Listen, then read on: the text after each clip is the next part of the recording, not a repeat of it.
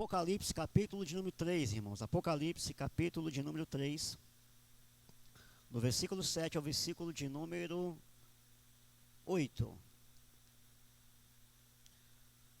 Apocalipse, capítulo de número 3, do versículo 7 ao versículo de número 8. Louvado seja Deus. Diz assim a santa e poderosa palavra do Senhor. E ao anjo da igreja que está em Filadélfia, escreve: isto diz o que é santo, o que é verdadeiro, e que tem a chave de Davi, e que abre e ninguém fecha, e fecha e ninguém abre. Conheço as tuas obras, e eis que diante de ti pus uma porta aberta, e ninguém pode fechar, porque tendo pouca força guardaste a minha palavra, e não negaste o meu nome. Irmãos, podem sentar nessa tarde. Louvado seja Deus. Nós já conhecemos, meus amados irmãos, a história da palavra de Deus no livro de Apocalipse acerca das cartas às 7 igrejas. Nós sabemos que essas cartas são endereçadas a essas igrejas que estão determinadas num tempo específico lá no passado, quando João escreveu a carta de Jesus, no livro de Apocalipse, a essas igrejas. Mas nós também sabemos que essas igrejas, as suas formas, o jeito delas se comportarem, o jeito delas viverem neste mundo também passou pelos tempos históricos. E nós nos denominamos, dentre essas igrejas, a igreja de Filadélfia. E a igreja de Filadélfia, irmãos, nós já meditamos algumas vezes sobre ela.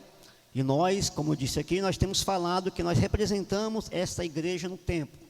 Todas elas se destacaram no tempo, em determinada época, mas de alguma forma elas ainda continuam a existir, mas o mais destaque vai se manifestar individualmente a cada uma delas.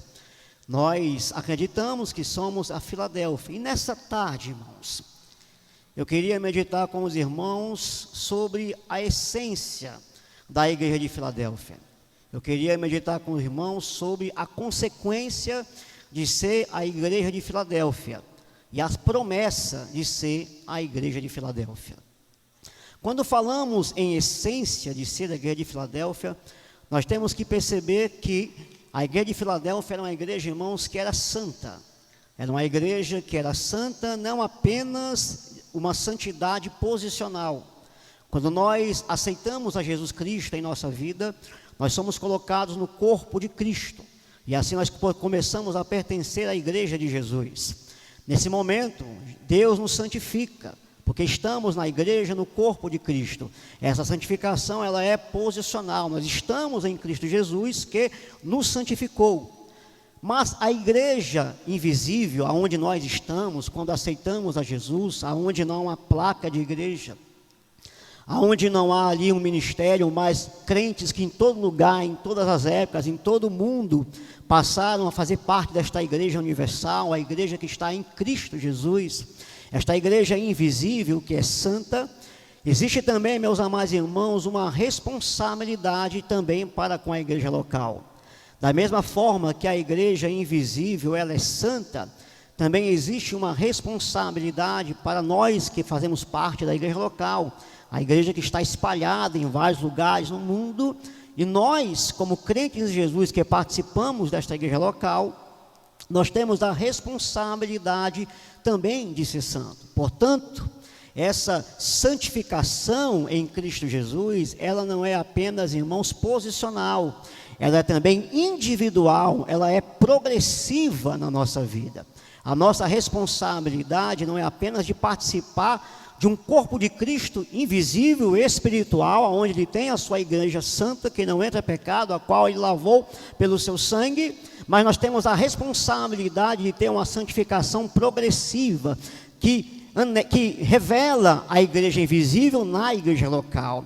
Por isso, meus amados irmãos, a palavra de Deus nos ensina, através do apóstolo Paulo, através de Pedro e dos outros apóstolos, que nós somos ensinados a viver essa vida de santificação. Na realidade, nós temos várias passagens no Novo Testamento que vão falar sobre aquilo que nós éramos quando nós não tínhamos a Jesus e sobre aquilo que nós somos agora, depois que entregamos a vida a Jesus. Nós passamos das trevas para a sua maravilhosa luz, passamos a ter uma nova vida, passamos a andar em novidade de vida e passamos a ter uma vida de santificação. E as cartas paulinas, particularmente, meus amados irmãos, começam a referenciar aquilo que nós éramos e agora o que nós somos. A Bíblia vai dizer que nós, quando estávamos no mundo, nós éramos por inimigos, pelo pecado, inimigos de Deus. A Bíblia vai dizer que nós éramos maliciosos, a Bíblia diz que nós éramos idólatras, a Bíblia diz que nós cometíamos toda sorte de pecados em nossa vida. Mas existe, irmãos, na igreja local, uma igreja que sempre está nos fazendo lembrar daquilo que nós éramos e daquilo que nós somos agora.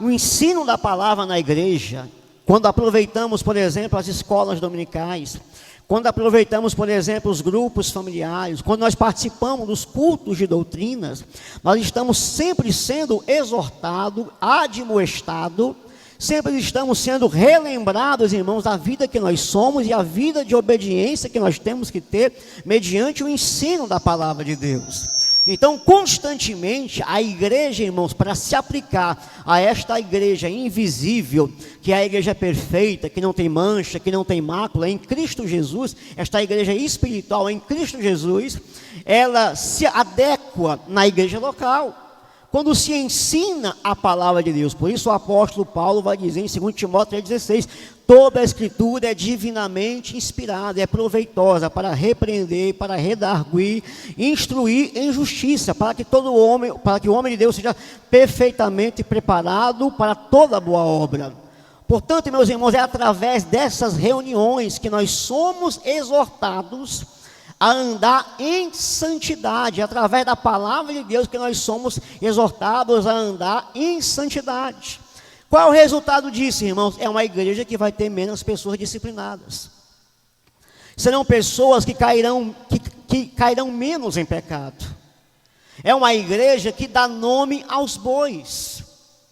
Uma igreja que ensina, irmãos, aquilo que é certo, que é errado, que dá nome aos bois, que ensina aquilo que é correto, em obediência a Deus, nós podemos perceber que poucas serão as disciplinas, poucos serão as pessoas disciplinadas, porque constantemente está sendo relembrada a posição que é e que aprende agora na palavra de Deus. A pessoa, quando passar por situações de provações, passar por situações de tentações, o Espírito Santo vai direcionar. O pastor ensinou isso, a palavra de Deus ensinou isso, e o crente vai ter poder, irmão, para vencer a tentação. O resultado vai ser menos pessoas disciplinadas na igreja. É claro que nós vivemos em tempos difíceis em nossa época. Nós vivemos em tempos onde esse regimento interno em muitas igrejas, sob disciplina, muitas vezes nem existe mais. Nós vivemos em épocas onde existem igrejas que atualmente não exercem mais a disciplina da igreja para santificar a igreja. Como diz o apóstolo Paulo, um pouco de fermento leveda toda a massa. Se alguém comete pecado na igreja e não é disciplinado, meus amados irmãos, a tendência é esse fermento levedar toda a igreja. Portanto, é necessário que se ensine a palavra de Deus, o ensino da santificação. E como eu vos tenho dito aqui, o resultado será mais obediência a Deus e menos pessoas disciplinadas. É claro que o homem é falho. É claro que muitas vezes o homem não conseguirá em alguns momentos resistir à tentação, cairá em pecado, mas a igreja disciplinará para erguer novamente o irmão. Mas o fato é que a igreja, ela tem que ser santa como a igreja invisível é santa. Ela tem que mostrar essa santidade. E a igreja de Filadélfia, irmãos, ela mostrava essa santidade. Mas a igreja de Filadélfia, ela não é apenas santa, ela é a igreja verdadeira. E quando nós falamos, irmãos, em igreja verdadeira, nós falamos da doutrina, falamos do ensinamento da palavra de Deus. Nós vemos desde o Antigo Testamento a preocupação dos profetas, dos sacerdotes em guardar esta palavra. aonde a obediência à palavra de Deus não é apenas guardada uma parte, mas toda a Escritura deve ser guardada, todo o ensinamento de Jesus deve ser guardado. Nós vemos em Josué: tenhas cuidado de fazer tudo conforme está escrito. Nós vemos o salmista dizendo: Senhor, a soma das tuas palavras é a verdade. Nós vemos no Novo Testamento Jesus ensinando a guardar todos os seus mandamentos, os seus ensinamentos. Nós vemos o apóstolo Paulo dizendo: nunca vos deixei de anunciar todo o conselho de Deus. A doutrina deveria ser pregada de forma inteira, com plena certeza, com toda a sua totalidade, no meio da igreja, para mostrar, irmãos, que essa igreja é uma igreja verdadeira, que obedece às doutrinas, os ensinamentos do Novo Testamento. Mas essa verdade doutrinária, da mesma forma, irmãos, ela também é uma verdade individual. É uma verdade que nós trazemos para a nossa vida. Não é apenas a doutrina verdadeira da igreja. A nossa vida deve também representar essa verdade. Da mesma maneira eu vos digo, nós somos falhos, sim.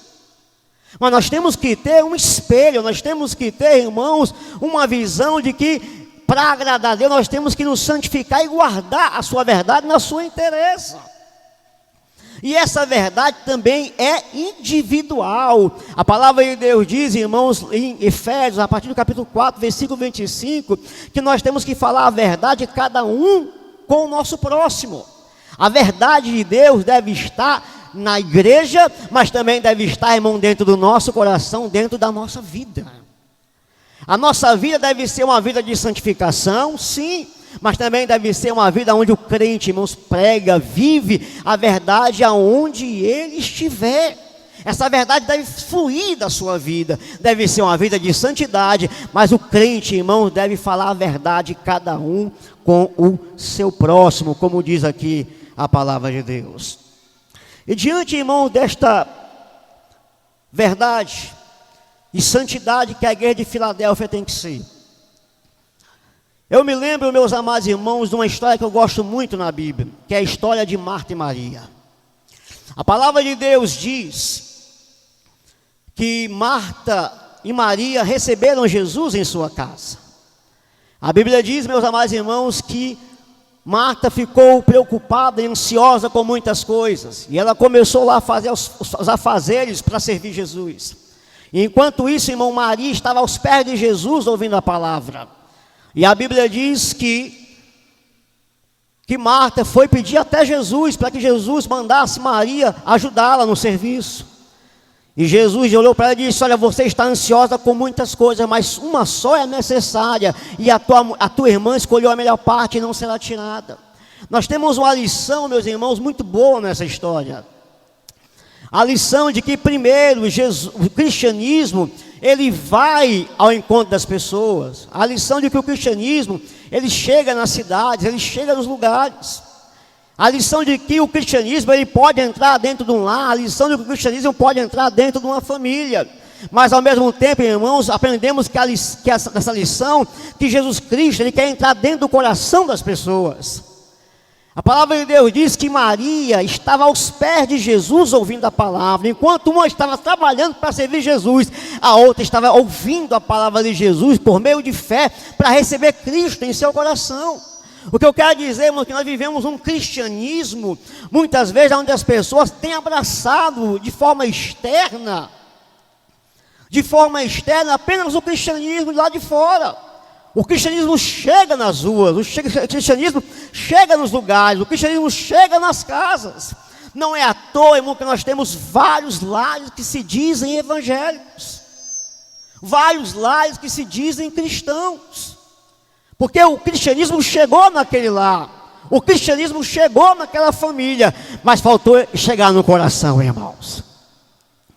Faltou chegar no coração. Não é à toa que existem muitos ministérios. A igreja evangélica está espalhada pelo mundo, mas não corresponde, irmãos, o cristianismo que tem Cristo e nem um Cristo que tem o cristianismo. A igreja de Filadélfia, irmãos, é o cristianismo que tem Cristo e é o cristianismo que tem Jesus Cristo. Não tem apenas, irmãos, as falas, não tem apenas, irmãos, os rótulos, mas tem a vida de Cristo em seu coração. A igreja de Filadélfia, irmãos, é uma igreja essência. Ela tem a santidade, ela tem a verdade, mas ela também, irmãos, ela tem a autoridade de Jesus. Vejamos o que diz a Bíblia aqui, no versículo de número 7 de Apocalipse, capítulo 3. E ao anjo da igreja que está em Filadélfia escreve: isto diz o que é santo, o que é verdadeiro, o que tem a chave de Davi, que abre e ninguém fecha, e fecha e ninguém abre. A igreja, irmão, de Filadélfia, ela teria autoridade do nome de Jesus. Ela ia pregar a palavra, ela ia evangelizar, ela ia falar do evangelho do reino de Deus. E ela ia fazer isso com autoridade. Jesus disse: eis que estabeleceria a minha igreja, e as portas do inferno não prevaleceriam contra ela. A igreja teria autoridade para continuar, para poder pregar a palavra de Deus. Na realidade, meus amados irmãos, muitos não creem nesse poder na igreja. Os historiadores vão dizer mais ou menos o seguinte: de que a igreja, quando ela foi fundada por Paulo e por Jesus Cristo, vamos dizer assim, dizem eles, ela não sofreu ali por uma grande perseguição. Na realidade, a igreja de Jesus, ela, em momentos específicos, ela passou por perseguições, mas houve grandes momentos que a igreja, ela pôde ter tranquilidade, ela pôde ter paz. E que grandes pessoas da alta sociedade romana começaram a abraçar a fé cristã. E por abraçarem a fé cristã, ela teve momentos de segurança até chegar no século IV com Constantino, e a igreja que era perseguida passou agora a perseguir aqueles que eram pagãos. Nós vemos, irmãos, que nesse pensamento dos historiadores, ele desconhece a igreja verdadeira.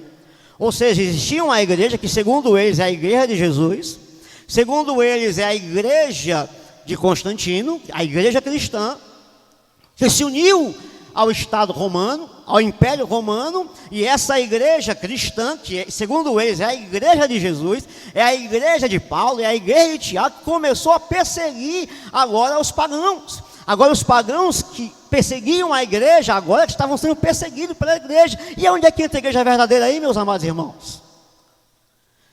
Ou seja, na concepção deles, a igreja verdadeira é aquela que se desviou, é aquela igreja católica apostólica romana.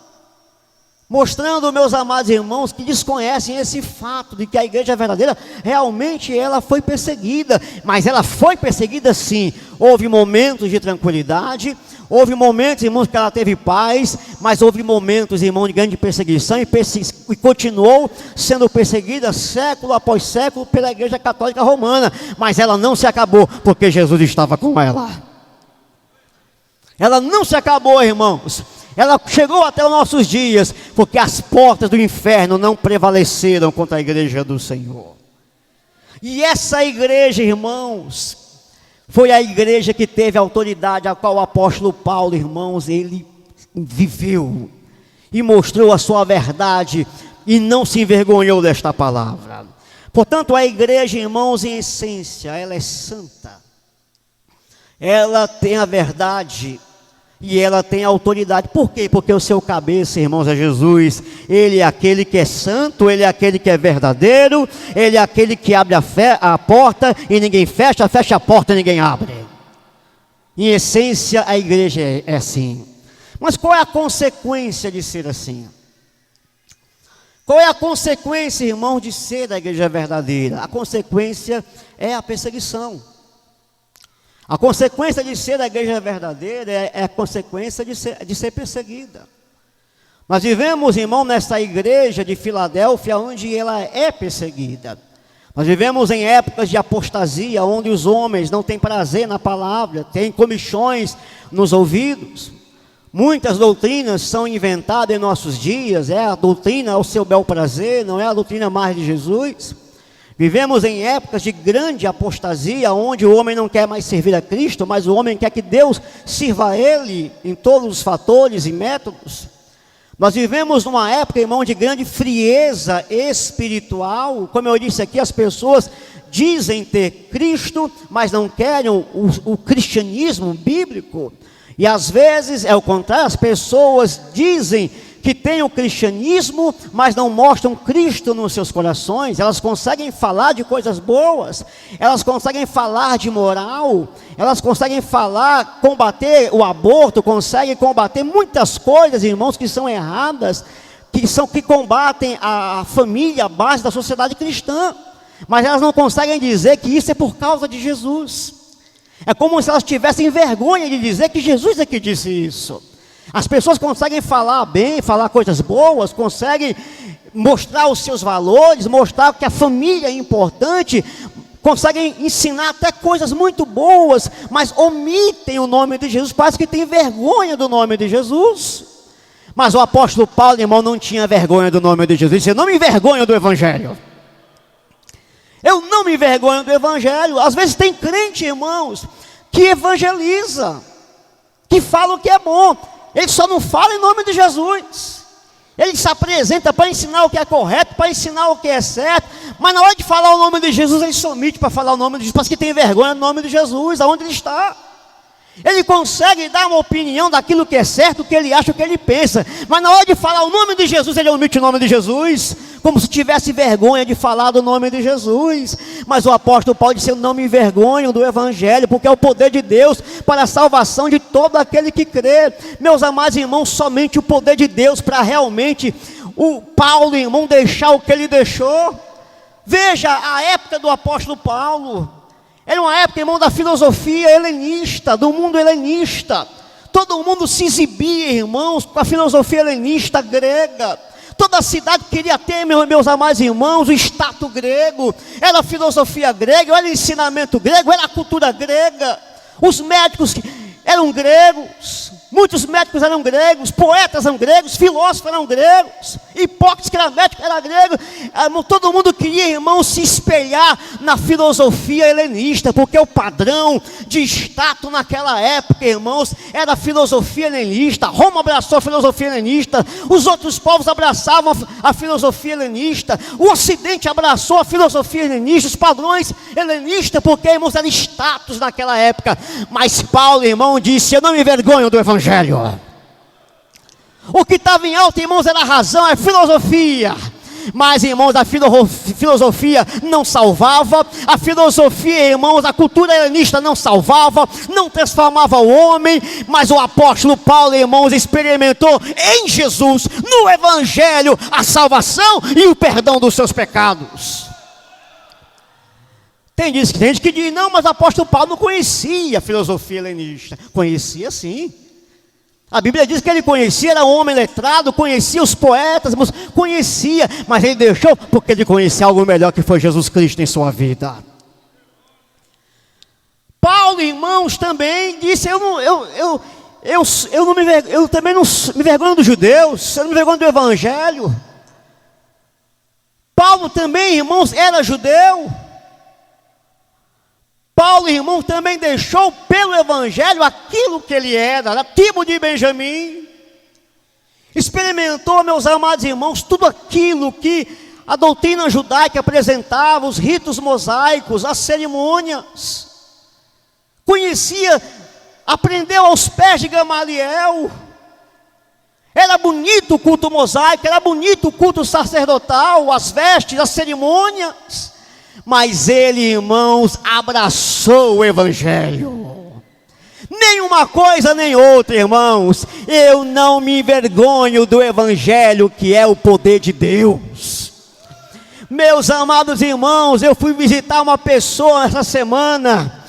Meus amados irmãos, visitar um casal essa semana. E a irmã ficou muito feliz pela visita. Pastor, obrigado pela visita. E eu olhei para o marido dela, que também tinha abraçado no passado o Evangelho. E eu disse: você, como é que você vai aparecer no culto também? Ele olhou para mim e disse: eu nunca mais vou, porque eu fui convidado para ser maçom agora. Meus irmãos, ele falou isso com orgulho, porque foi convidado para ser maçom. Meu irmão, o que é a maçonaria perante o Evangelho de Jesus? Eu não sei onde é que ele sentiu orgulho nisso, irmão. Negócio de maçonaria. Meu orgulho é na cruz de Cristo, em nosso Senhor e Salvador.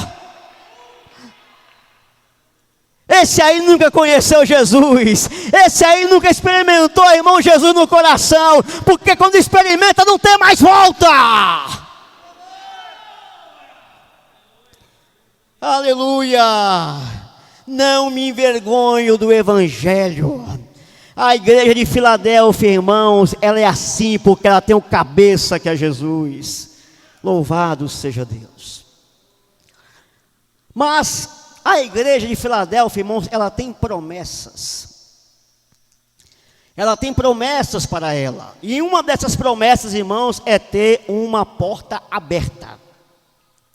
Nós sabemos, meus amados irmãos, que essa porta aberta é a porta que Deus abre para pregar o Evangelho. E essa porta aberta que Deus abre para pregar o Evangelho, Jesus a deu para ela, porque tendo ela pouca força, porque guardava a palavra de Jesus e não negava o seu nome. Versículo 8 diz assim, de Apocalipse 3, versículo 8: conheço as tuas obras, e eis que diante de ti pus uma porta aberta, e ninguém pode fechar, porque tendo pouca força guardaste a minha palavra e não negaste o meu nome. Esta igreja que era santa, esta igreja que era verdadeira, esta igreja que tinha autoridade, ela guardava a palavra de Deus e não negava o nome de Jesus. E por causa disso, Deus deu para ela, Jesus deu a ela uma porta aberta para pregar a salvação. Jesus viu nela que ela tinha, irmãos, pouca força. Ela tinha pouca força para o mundo. Ela não tinha recursos do mundo, ela não tinha força política, ela não tinha riqueza, e por causa disso, irmãos, o pouco que ela tinha, de não negar o nome de Jesus, e não negar a palavra de Deus, irmãos, a palavra de Deus diz, ser fiel no pouco, que eu te colocarei sobre o muito. E essa igreja, irmãos, que era fiel no pouco, tendo pouca força, dependendo apenas de Deus, com fidelidade e fé e obediência, Jesus olhou para ela, para colocar, e disse que ia dar para ela, irmãos, uma porta aberta que não se fecharia, porque a sua dependência era de Deus. A igreja de Filadélfia, ela pode ser pequena, ela pode ser pouca, ela pode ser fraca para este mundo, meus amados irmãos, ela pode ter pouca força, mas para Deus ela tem muita força. Para Deus, irmãos, ela é poderosa.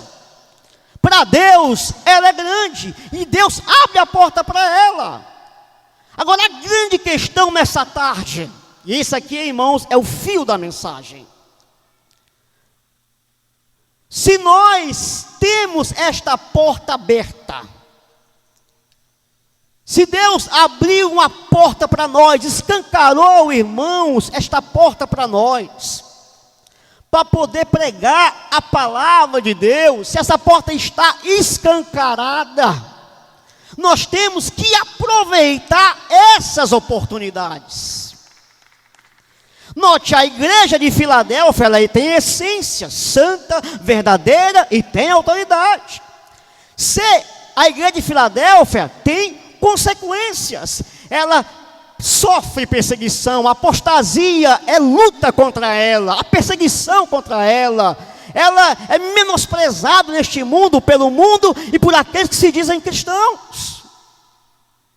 Mas sendo assim, se tem uma promessa de porta aberta, irmãos, nós temos que aproveitar essa porta que está aberta. Será que nós conseguimos enxergar essa porta aberta?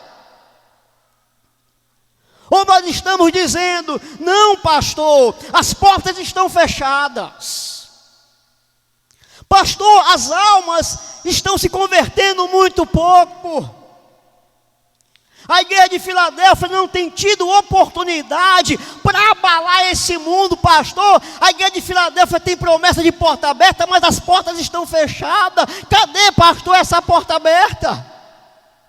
Meus amados irmãos, nós temos que crer naquilo que Jesus disse. Se Ele disse que a porta está aberta, a porta está aberta. O problema, meus amados irmãos, não é a porta que não está aberta, a porta está aberta. O problema, irmãos, é que as coisas de Deus, Ele não dá as coisas de mão beijada assim não. Nós temos que fazer alguma coisa para passar por essa porta.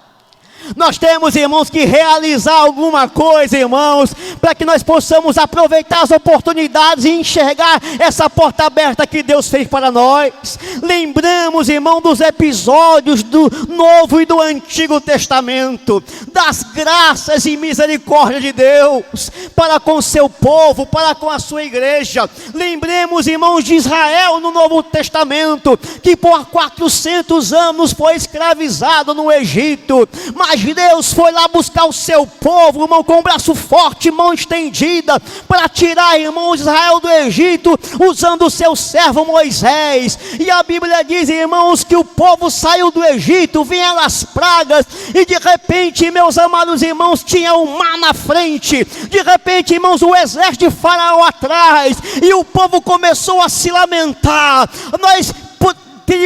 Era preferível que nós tivéssemos ficado no Egito, comendo as coisas do Egito, e que morrer aqui no deserto. Mas, irmãos, Deus, irmãos, já enxergou a vitória de Israel. Deus já sabia, irmãos, o que ia acontecer. Era o exército de Faraó atrás, era o mar na frente, e Deus olha para Moisés e diz ao povo que marche, diz ao povo que marche. E o mar, irmão, ia se abrir, a porta estava aberta, mas o povo tinha que marchar. Vejamos o que diz a Bíblia em Êxodo 14. Êxodo 14, versículo de número 13. Êxodo 14, 13, diz assim a palavra de Deus: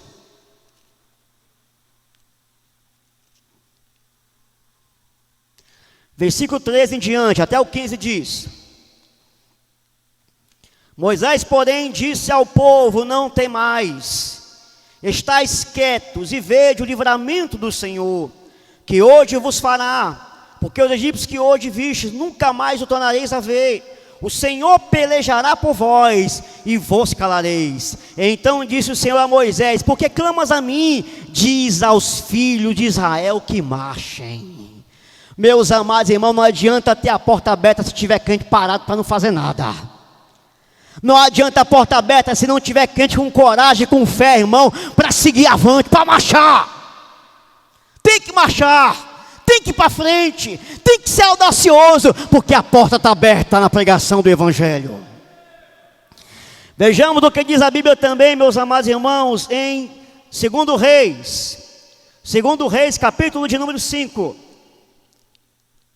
2 Reis, capítulo de número 5, versículo de número 10.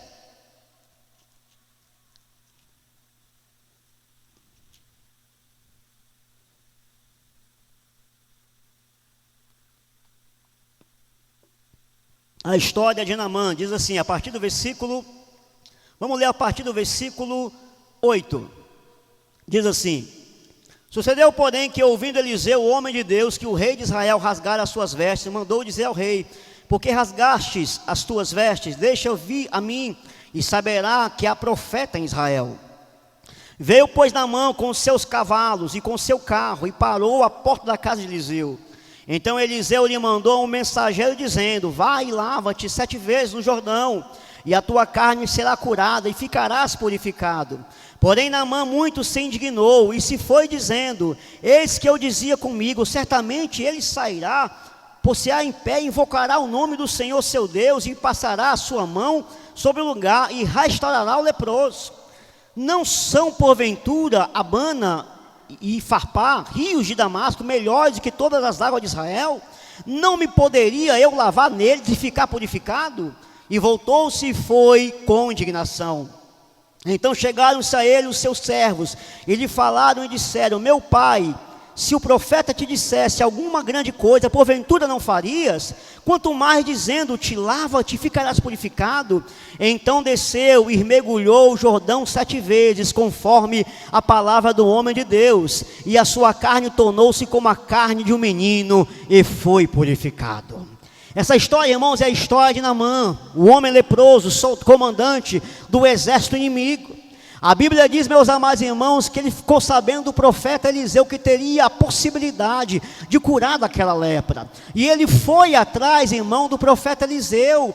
E ele se escandalizou-se, porque ele pensava que o profeta Eliseu ia apenas impor as mãos sobre eles e orar. Mas em vez disso, meus amados irmãos, Eliseu mandou que ele fosse lá no rio e mergulhasse 7 vezes. E ele estava certo, se Deus quisesse, Eliseu, irmãos, só imporia as mãos sobre ele e ele seria curado. Mas Deus não queria fazer daquele jeito. Deus queria fazer daquela outra maneira. Vendo a obediência dele, vendo a ação dele de mergulhar 7 vezes. E ele achou difícil aquilo ali. E a filha dele disse: se porventura mergulhar 7 vezes, pedisse uma coisa mais difícil, tu não ia fazer? Então, irmãos, ele foi obedecer e ele mergulhou 7 vezes, e na 7ª vez ele foi curado. Porque, meus irmãos, a porta estava aberta, ele ia ser curado. A misericórdia de Deus estava sendo estendida sobre a vida dele, mas para isso, irmãos, ele ia ter que agir, ia ter que mergulhar 7 vezes, para experimentar, irmãos, a graça e a misericórdia de Deus. Lembramos, irmão, dos leprosos do Novo Testamento, 10 leprosos que Jesus curou. Jesus olhou para aqueles homens, irmãos: mostrem a oferta ao sacerdote. A oferta só era para ser mostrada quando fosse curado. Jesus, irmãos, ouviu eles ali. Jesus ia curar aqueles homens ali, mas eles, irmãos, foram mesmo sem estar curados. A cura ia acontecer, mas eles foram sem estar curados. E a Bíblia diz, irmãos, que no meio do caminho, meus amados irmãos, indo a caminho, eles começaram a se olhar e começaram a perceber, irmãos, que foram curados. A porta de cura estava aberta, mas é preciso fidelidade, é preciso fé, é preciso ação. A porta, irmãos, está aberta para a igreja. Uma das histórias que eu mais gosto no Antigo Testamento sobre isso é Josué capítulo 6. Vejamos o que diz a Bíblia em Josué capítulo 6. Josué capítulo de número 6. Diz assim a palavra de Deus: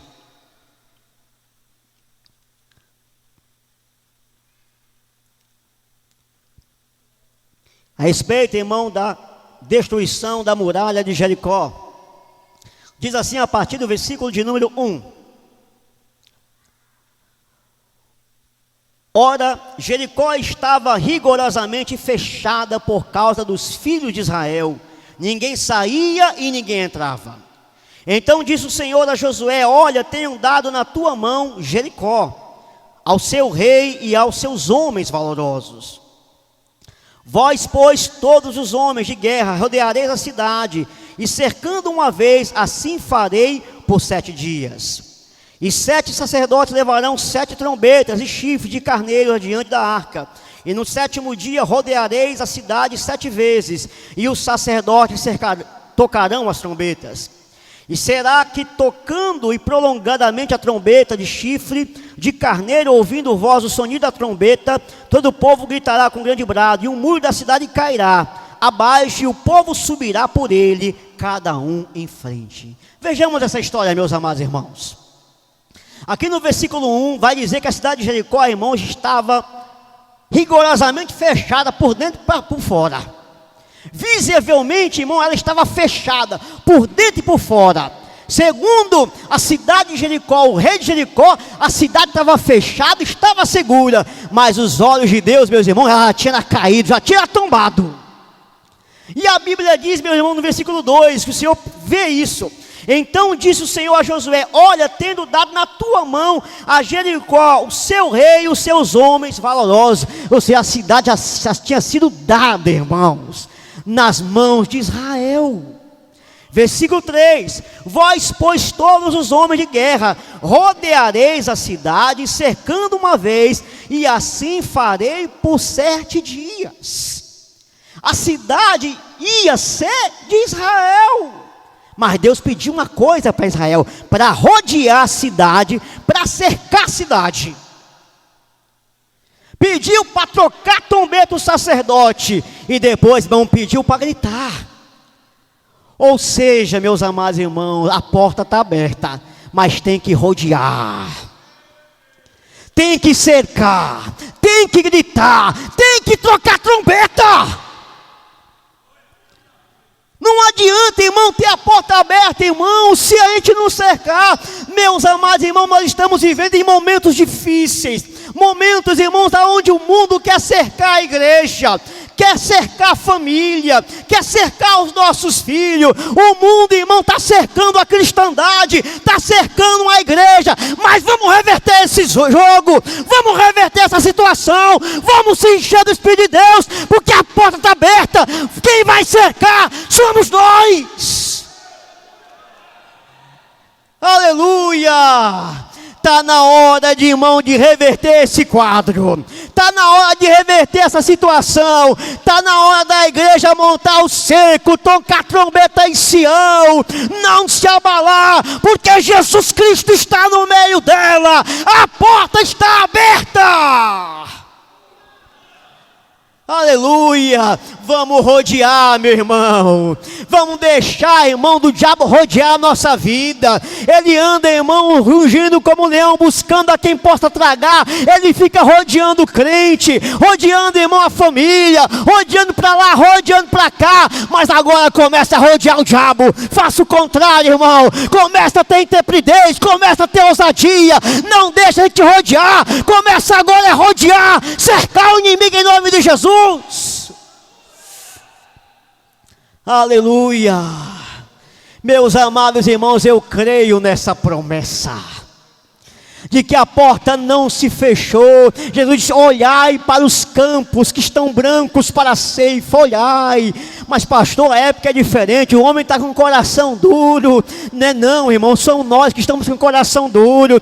Pastor, a época é diferente, porque essa época tem rede social, tem celular, tem isso, tem aquilo outro.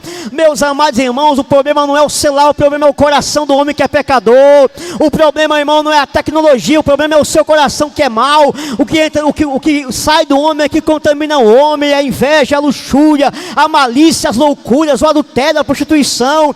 O homem está sujo lá de dentro. O problema não é o que entra, não, é o que sai, irmãos, do homem. Lembremos, irmão, na época de Noé, o homem não tinha celular, mas virou as costas para Deus. O homem não tinha tecnologia, mas viveu no pecado, e por causa do pecado da humanidade, que pensava mal continuamente, Deus destruiu o tempo antigo por causa do seu pecado, e nem tinha celular. Mas, irmãos, nós temos o poder de Deus. Nós temos o poder de Deus para poder fazer a obra de Deus, para cercar o inimigo, para rodear o inimigo. Pastor, mas tem que ter a promessa do Espírito Santo. Ela já foi dada, ela já foi derramada, irmãos. Há 2000 anos atrás a porta já foi aberta. Basta você receber, basta você buscar o batismo com o Espírito Santo. Pedir, dá-se-vos-á. Anote, tem que pedir, tem que buscar. Meus amados irmãos, a porta está escancarada, está bem pertinho, mas basta você dar o passo, basta você experimentar, tocar na experiência com Deus. Aleluia. Meus amados irmãos, nós temos que crer nessa porta aberta.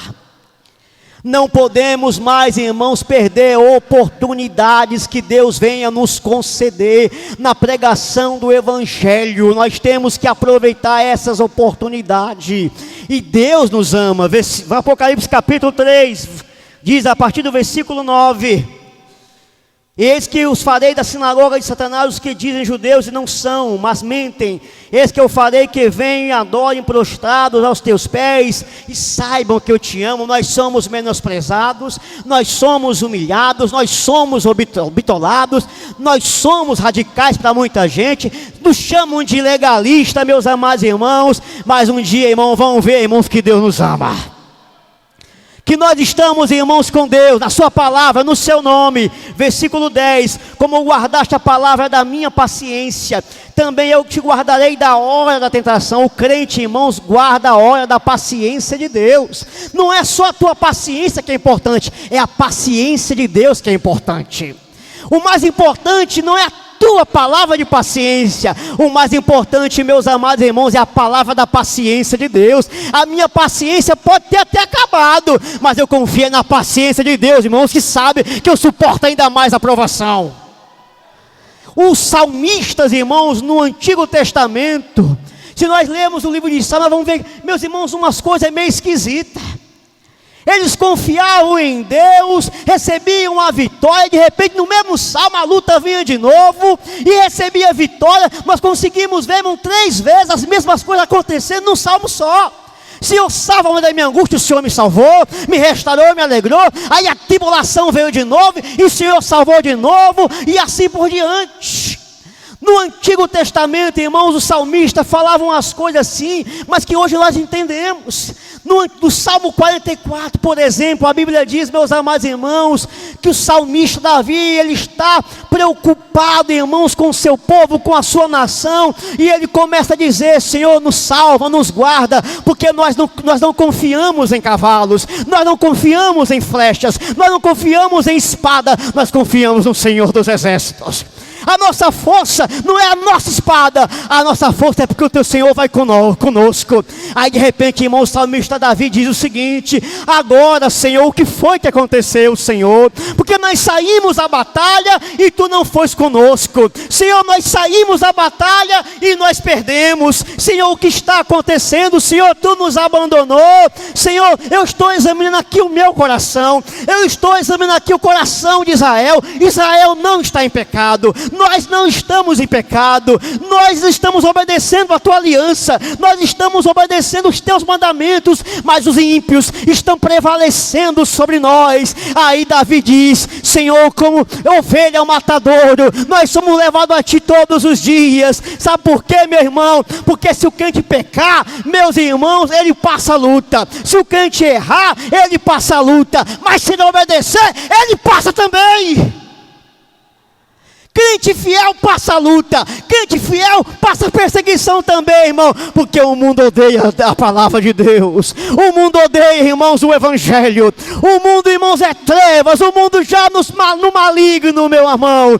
Por isso, meus amados irmãos, sendo fiel, passando por luta, passando por tribulação, irmãos, o Senhor nos socorrerá, o Senhor nos ajudará.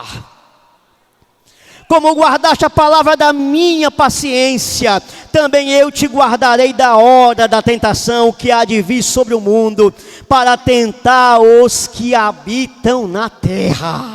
Meus amados irmãos, nós esperamos Jesus, o Cristo, e não o anticristo. Tem crente, meus amados irmãos, por aí, que está esperando, irmão, passar pela grande tribulação, mas nós temos uma promessa de Deus que por ela nós não passaremos. Jesus arrebatará, meus amados irmãos, a sua igreja, que foi fiel ao seu nome, fiel à sua palavra, que não negou o nome de Jesus, versículo de número 11. Eis que venho sem demora, guarda o que tens, para que ninguém tome a tua coroa. Ao que vencer, farei coluna no tempo de meu Deus, e nunca sairá, escreverei sobre ele o nome do meu Deus, e o nome da cidade do meu Deus, e a nova Jerusalém que desce do céu do meu Deus, e também o meu nome. Quem tem ouvidos, ouça o que o Espírito diz à igreja. Nós somos fracos, mas seremos colunas, irmãos. Nós somos fracos para esse mundo, irmão, mas nós estaremos como coluna no templo de Deus. Diga ao fraco: eu sou forte. Diga ao fraco: eu sou forte. Meu irmão, a porta está aberta. Eu não sei qual é o seu problema, eu não sei qual é a sua dificuldade, meu irmão, eu não sei se é enfermidade, eu não sei, irmão, se é fraqueza espiritual, eu não sei se é pecado, irmãos, cometido, eu não sei se você perdeu a comunhão com Deus, se você não chora mais na presença de Deus, se você não fala mais em línguas, mas eu quero que você saiba nessa tarde que a porta está aberta para você, a porta está aberta para você. Basta você agora vir, basta você agora buscar. E pastor, mas eu já fui uma vez, vai 2, pastor, já fui 3, vai 4, pastor, já fui 5, vai 7, que você vai ser curado. Aleluia, Aleluia, aleluia, aleluia. Meu irmão, a porta está aberta. A porta está aberta. Não confie só na igreja santa, invisível, que é a igreja de Jesus, que não tem nome, que vai arrebatar. Você também que tem que ser santo. Você também tem que andar em santidade. Não confie só na igreja, na doutrina, que prega a verdade, a sã doutrina, a igreja verdadeira. Você também tem que andar em verdade. Você também tem que se direitar. Não basta, irmão, ter uma porta aberta. Se você não passar por essa porta, não experimentar as oportunidades das bênçãos de Deus, tem que passar por essa porta, tem que experimentar as oportunidades que Deus nos dá, que Deus nos concede. E você pode conseguir isso nessa tarde, meu irmão. Não importa. Viemos aqui para nos derramar na presença do Senhor. Vamos ficar de pé em nome de Jesus.